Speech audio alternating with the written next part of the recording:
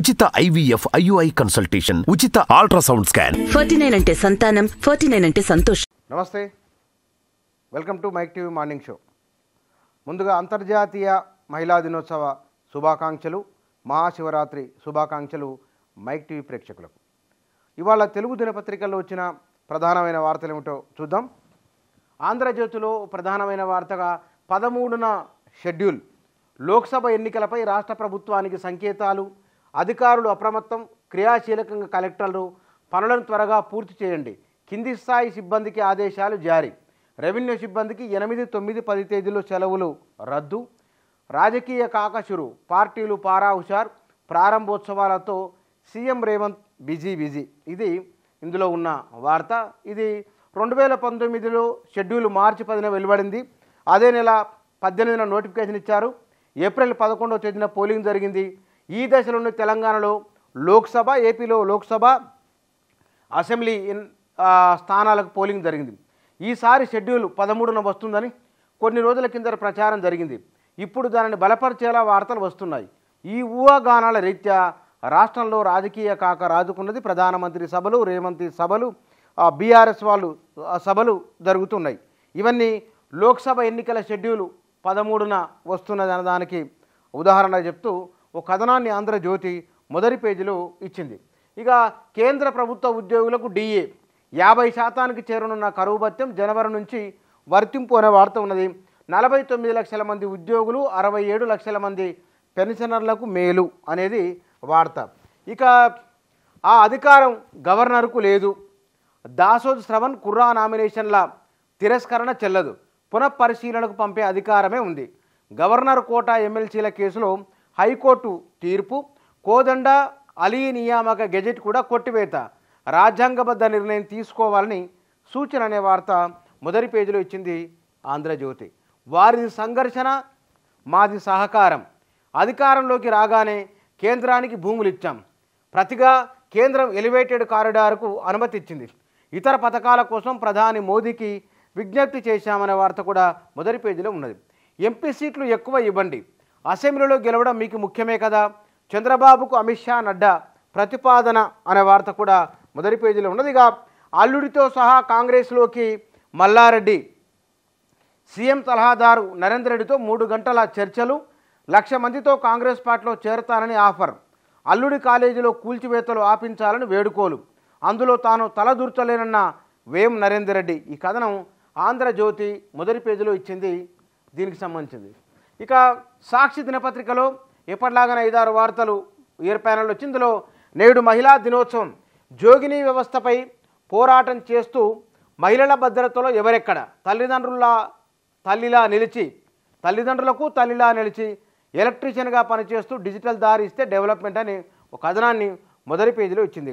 ఎమ్మెల్సీలపై మళ్ళీ నిర్ణయం, దాసోద్ శ్రవణ్ కుర్రా సత్యనారాయణ పేర్లను తిరస్కరించిన గవర్నర్ తీరు సరికాదు అని హైకోర్టు తీర్పుకు సంబంధించిన వార్త ఉన్నది. ఇక 4 రోజుల్లో 850 ఎకరాల IMG భారత్ ఒప్పందంపై CBI విచారణ జరిపిస్తారా, మమ్మల్ని ఆదేశించమంటారా రాష్ట్ర ప్రభుత్వానికి తెలంగాణ హైకోర్టు ప్రశ్న అని. ఇది దగ్గర 2003 నాటి కేసుకు సంబంధించిన వార్త సాక్షి మొదటి పేజీలో ఇచ్చింది. రాహుల్ యువ న్యాయ్ అనే వార్త ఒకటి ఉన్నది. కేంద్ర ప్రభుత్వ ఉద్యోగులకు 4% DA పెంపుకు సంబంధించిన వార్త, ఎమ్మెల్యే మర్రి కళాశాల భవనం కూల్చివేత అనే వార్త ఉన్నది. 15 నుంచి ఒంటిపూట బడులకు సంబంధించిన వార్త మొదటి పేజీలో ఇచ్చింది సాక్షిగా. అభివృద్ధి కోసమే సఖ్యత, కేంద్రం సహకరించకపోతే కొట్లాడతాం సీఎం రేవంత్ రెడ్డి అనే వార్త ఉన్నది. 10 మందితో కాంగ్రెస్ తొలి జాబితా, ఢిల్లీలో సమావేశమైన పార్టీ కేంద్ర ఎన్నికల కమిటీ అనే వార్త ఉన్నది.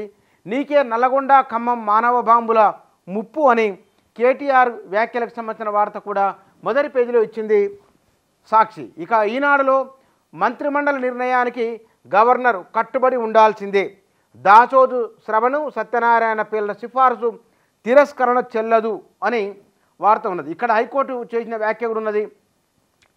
గవర్నర్కు రాజ్యాంగపరమైన రక్షణ ఉన్నప్పటికీ వ్యక్తిగతంగా దురుద్దేశపూరిత చర్యలు తీసుకున్నప్పుడు సమీక్షించే అధికారం న్యాయస్థానానికి ఉంటుంది. గవర్నర్ దురుద్దేశాలతో నిర్ణయాలు తీసుకున్నారన్న ఆరోపణలు వచ్చినప్పుడు వాటికి సమాధానం చెప్పాల్సిన బాధ్యత ప్రభుత్వంపై ఉంటుంది. ముఖ్యమంత్రి మంత్రిమండలి సలహా లేకుండా సొంతంగా నిర్ణయం తీసుకునే అధికారం గవర్నర్కు ఎప్పుడూ లేదు. గవర్నర్పై చర్య న్యాయ సమీక్ష చేయడానికి స్పష్టమైన అడ్డంకులు ఏమీ లేవు. అధికరణం 361 ప్రకారం గవర్నర్కు రక్షణ ఉన్నప్పటికీ ఈ పిటిషన్ల విచారణ అర్హతపై ఎలాంటి ప్రభావం చూపదు హైకోర్టు ధర్మాసనం. అది కోర్టుకు సంబంధించింది. ఇక ఇందిరమ్మ ఇళ్లకు 4 దశల్లో సొమ్ము చెల్లింపు కొలిక్కి వచ్చిన మార్గదర్శకాలు అనే వార్త ఉన్నది. ఇక క్షుణ్ణంగా పరిశీలిస్తూ కొలతలు తీస్తూ మేడిగడ్డ బ్యారేజీని పరిశీలించిన ఎన్డీఎస్ఏ నిపుణులు అనే వార్త ఉన్నది. ప్రభుత్వ నిర్ణయాన్ని విమర్శించే హక్కు ప్రతి పౌరుడికి ఉంటుంది. సుప్రీంకోర్టు స్పష్టీకరణ అనే వార్త కూడా మొదటి పేజీలో ఇచ్చింది ఈనాడు. ఇక మంత్రి సీతక్క రామోజీ ఫిలిం సిటీలో మహిళా దినోత్సవం సందర్భంగా ఏర్పాటు చేసిన కార్యక్రమంలో మాట్లాడిన ఫోటో మొదటి పేజీలో ఇచ్చింది ఈనాడుగా. ఎమ్మెల్యే రాజశేఖర రెడ్డి కళాశాల భవనం పాక్షిక కూల్చివేత అనే వార్త ఉన్నది. ఉద్రిక్తల మధ్య మధ్యాహ్నం 3 గంటల వరకు కొనసాగింపు, కక్ష సాధింపు అన్న భారాస ఎమ్మెల్యేలు అనే వార్త మొదటి పేజీలో ఉన్నది.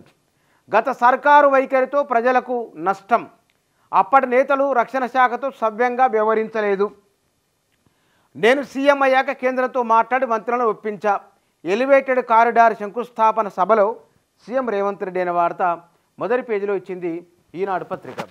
ఇక నమస్తే తెలంగాణలో బ్యానర్ ఐటెం కింద 10 ఏండ్లల్లో ఎన్నడూ ఇట్లా చూడలే అనే ఒక వార్త ఉన్నది. కండ్ల ముందే పొలం పర్రెలు వారింది, సర్కారుకు పట్టింపే లేదు అనే హెడ్డింగ్తో ఒక వార్త ఉన్నది. గవర్నర్ తిరస్కరణ చెల్లదు అని వాటికి సంబంధించిన వార్త కూడా మొదటి పేజీలో ఉన్నది నమస్తే తెలంగాణలో. ఇక బాబు పెంపుడు బిడ్డ మగాడివైతే వచ్చి మాట నిలబెట్టుకో, ఈ బీఆర్ఎస్ నాయకుల సవాళ్ళు ప్రతి సవాళ్ళకు సంబంధించిన వార్త కూడా ఉన్నది. కేసీఆర్వి కిట్లు రేవంత్వి తిట్లు అని హరీష్ రావు వ్యాఖ్యలకు సంబంధించిన వార్త మొదటి పేజీలో ఉన్నది. ఇక పాలమూరు ఎమ్మెల్సీ బీఆర్ఎస్ అభ్యర్థిగా నవీన్ కుమార్ రెడ్డి అనే వార్త కూడా మొదటి పేజీలో ఉన్నది. వీటితో పాటు రాత్రి కరెంటుకు రైతు బలి అనే వార్త, వరి పొట్టకొచ్చింది మా పొట్ట కొట్టదు అని సాగునీరు ఇవ్వాలని రైతుల ఆందోళన వార్త ఉంది. వీటితో పాటుగా ఒంటిపూట బడులకు సంబంధించిన వార్త, ఎలివేటెడ్ కారిడారు మెట్రో గల్లంతు అనే వార్త, రాష్ట్ర సీడ్స్ ఎండీపై వేటు అని, నీళ్లు లేక స్కూళ్ళ మూసివేత అనే వార్త బెంగళూరుకు సంబంధించిన ఒక వార్త ఉన్నది. ఎందుకు ప్రతిరోజు ఆ కర్ణాటక సంబంధించిన ఏదో ఒక వార్త దీంట్లో ఉంటుంది నమస్తే తెలంగాణలో. ఎమ్మెల్యే కాలేజీ కూల్చివేత, మర్రి రాజశేఖర రెడ్డిపై రేవంత్ సర్కార్ కక్ష సాధింపు అనే వార్త ఉన్నది. సింగరేణికి తాడిచల్ల కోల్ బ్లాక్ 2 అనే వార్త మొదటి పేజీలో ఉన్నది. కేంద్ర ప్రభుత్వ ఉద్యోగులకు 4% డి అనే వార్త కూడా మొదటి పేజీలో వచ్చింది నమస్తే తెలంగాణ. 4 తెలుగు దినపత్రికల్లో వచ్చిన ప్రధానమైన వార్తలు ఇవి.